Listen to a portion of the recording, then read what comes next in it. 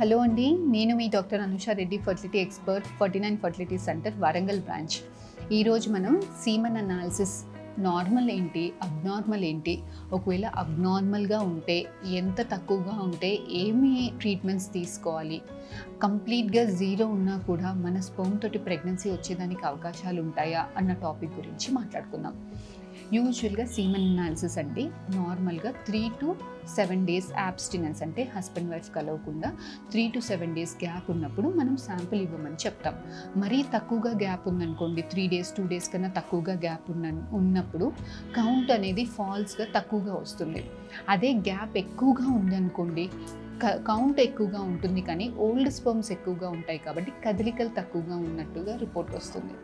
So ideal gap is 3 to 7 days. So ఇలా 3 to 7 days ఉన్నప్పుడు మనం సెంటర్కి వచ్చి సీమన్ టెస్ట్ ఇవ్వమని చెప్తాం. చాలామంది మగవాళ్ళు భార్యాభర్త మేము బాగానే కలిసి ఉంటాము, సీమన్ అనాలిసిస్ ఎందుకు అని యూజువల్గా హస్బెండ్ ఇక్కడ దాకా కూడా రారు. హస్బెండ్ వైఫ్ కలిసి ఉండడం వేరే విషయం, సీమెన్లో స్పర్మ్స్ ఉండడం వేరే విషయం. సో యూజువల్గా ఒక కపుల్ వచ్చినప్పుడు సీమెన్ టెస్ట్ అనేది చాలా ఇంపార్టెంట్. బికాస్ ఒక పిల్లలు లేకపోవడం అనేది 50% ఫిమేల్ రీజన్స్ ఉంటే 50% మేల్ రీజన్స్ ఉంటాయి. So semen analysis is the first basic test అండి. ఒకవేళ మీ సీమెన్ అనాలిసిస్ నార్మల్గా ఉంటే మిమ్మల్ని పక్కకు పెట్టేయచ్చు, your wife can take only treatment.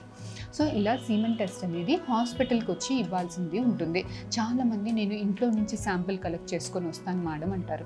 కాకపోతే ఇంట్లో నుంచి శాంపిల్ కలెక్ట్ చేసుకొని ఇక్కడ దాకా వచ్చినప్పుడు టెంపరేచర్ ఫ్లక్చుయేషన్ వల్ల, చాలా టైం తీసుకోవడం వల్ల కౌంట్ కానీ కదలికలు కానీ బాగా తక్కువగా ఉన్నట్టు రిపోర్ట్ వస్తుంది. సో కొంతమంది పేషెంట్స్ ఏం చేసినా శాంపిల్ హాస్పిటల్లో ఇవ్వడానికి చాలా ఇబ్బంది పడుతుంటారు. ఇలాంటి వాళ్ళకి ఏం చెప్తాము అంటే, యూజువల్గా ఇంట్లో హోమ్ కలెక్షన్ చేసిన తర్వాత within 30 minutes, half an hour కన్నా లోపలనే ఆ శాంపుల్ని వీలైనంత క్లోజ్గా బాడీ టెంపరేచర్కి దగ్గరగా ఉండేటట్టు, అంటే ప్యాంట్ పై పాకెట్లో కానీ షర్ట్ పాకెట్లో కానీ, యూజువల్గా ప్యాంట్ పాకెట్లో పెట్టుకొని వీలైనంత త్వరగా హాస్పిటల్కి రీచ్ అయ్యేలాగా చూసుకోమని చెప్తాం. So time of collection, time of analysis is very important. Late అవుతున్న కొద్దీ మనకి ఫాల్స్గా కదలికలు తక్కువగా ఉన్నట్టు మనకు రిపోర్ట్ వస్తుంది. సో ఈ సీమన్ అనాలిసిస్ రిపోర్ట్లో ఫస్ట్ మెయిన్గా 4 పారామీటర్స్ చూసుకోవాల్సింది ఉంటుంది. ఫస్ట్ థింగ్ వాల్యూమ్ అనేది 1.5 ml to 4 ml మధ్యలో ఉండాల్సింది ఉంటుంది. వాల్యూమ్ తక్కువగా ఉన్నప్పుడు మీకు కాన్సన్ట్రేషన్ నార్మల్గా ఉన్న కౌంట్, ఓవరాల్ స్పర్మ్స్ తక్కువగా ఉంటాయి కాబట్టి మనకి ప్రెగ్నెన్సీ రావడానికి ఇబ్బంది అయ్యడానికి అవకాశాలు ఉంటాయి. సెకండ్ ఈజ్ కౌంట్ అండి. కౌంట్ అనేది 15 million per ml కన్నా ఎక్కువగా ఉండాల్సింది ఉంటుంది. యూజువల్గా ప్రెగ్నెన్సీ వచ్చే వాళ్ళకి 15, 20, 30 అట్లా ఉంటుంది. 15 కన్నా తక్కువగా ఉన్నప్పుడు న్యాచురల్గా ప్రెగ్నెన్సీ రాదు అని మేము చెప్పం, కానీ న్యాచురల్గా ప్రెగ్నెన్సీ రావడానికి అవకాశాలు చాలా తక్కువగా ఉంటాయి అన్నట్టుగా చెప్పాల్సింది ఉంటుంది. నెక్స్ట్ ఈజ్ కదలికలు అనేది 100లో 32 స్పర్మ్స్ అన్నా ముందుకు వెళ్తూ ఉండాలి. కదలికలు అనేది న్యాచురల్గానో ఐయుఐలోనో ప్రెగ్నెన్సీ చిన్న ట్రీట్మెంట్లోనో ప్రెగ్నెన్సీ రావడానికి చాలా ఇంపార్టెంట్. స్పర్మ్స్ నెంబర్ ఉన్నా కానీ కదలికలు ప్రాపర్గా ఉంటేనే రిలీజ్ అయ్యాక స్పర్మ్స్ కదిలి పైదాకా వెళ్ళి ఎగ్గుతోటి కలిసి ప్రెగ్నెన్సీ వచ్చేదానికి అవకాశాలు ఉంటాయి. కదలికలు తక్కువగా ఉన్నప్పుడు మనం స్పర్మ్స్ని ఎంత పైదాకా వేసినా కూడా అది వెళ్ళి ఎగ్ దగ్గరికి వెళ్ళి లోపల చొచ్చుకొని దాన్ని ప్రెగ్నెన్సీ బేబీకి లాగా కన్వర్ట్ అయ్యేదానికి అవకాశాలు చాలా తక్కువగా ఉంటాయి. మధ్యలోనే ఆగిపోయి చనిపోయేదానికి అవకాశాలు ఎక్కువగా ఉంటాయి. ఇది కదలికల గురించి. దాని తర్వాత మార్ఫాలజీ అంటే సైజు, షేప్ ప్రకారం ఎన్ని స్పర్మ్స్ నార్మల్గా ఉన్నాయి. యూజువల్గా కొన్ని కొలతలు ఉంటాయి. స్పర్మ్ హెడ్ ఇలా ఉండాలి, నెక్ ఇలా ఉండాలి, టెయిల్ ఇలా ఉండాలి అని. సో అలా కొలతల ప్రకారం ఒక 100లో 4 స్పర్మ్స్ అయినా మనకి కరెక్ట్గా మార్ఫలాజికల్గా కరెక్ట్గా ఉండాలి. ఇలా 100 కన్నా తక్కువగా, 4 కన్నా తక్కువగా ఉన్నప్పుడు మనకి అలాంటి సీమన్ శాంపుల్ తోటి ప్రెగ్నెన్సీ రావడానికి కానీ వచ్చినా కూడా హెల్దీ బేబీ పుట్టేదానికి అవకాశాలు కొంచెం అంత తక్కువగా ఉంటాయి. సో ఇవి 4 పారామీటర్స్ చాలా ఇంపార్టెంట్ అండి. సో ఇలా స్పర్మ్ కౌంట్ 15 million కన్నా, యూజువల్గా మైల్డ్ ఆలిగోజూస్పర్మియా అంటాం, అంటే కౌంట్ 10 to 15 మధ్యలో, కదలికలు యూజువల్గా 20 to 32 మధ్యలో ఉంటే మైల్డ్ అంటామండి.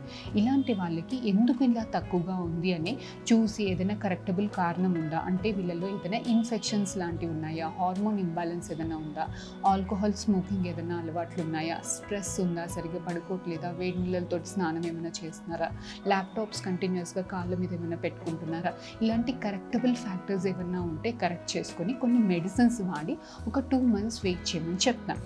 ఇలా ఈ మెడిసిన్స్ తోటి జాగ్రత్తలతోటి ఇంప్రూవ్ అయితే న్యాచురల్గా ట్రై చేసుకోవచ్చు.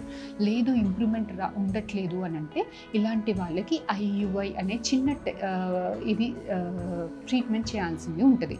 దీంట్లో ఏం చేస్తాము అంటే స్పర్మ్స్ని కొంచెం వాష్ చేసి మంచి స్పర్మ్స్ని, కదలికలు ఎక్కువగా ఉన్న స్పర్మ్స్ని కాస్తంత గర్భసంచి లోపల ఎగ్ మట్టికి వేస్తే కలిసేదానికి అవకాశాలు ఎక్కువగా ఉంటాయి.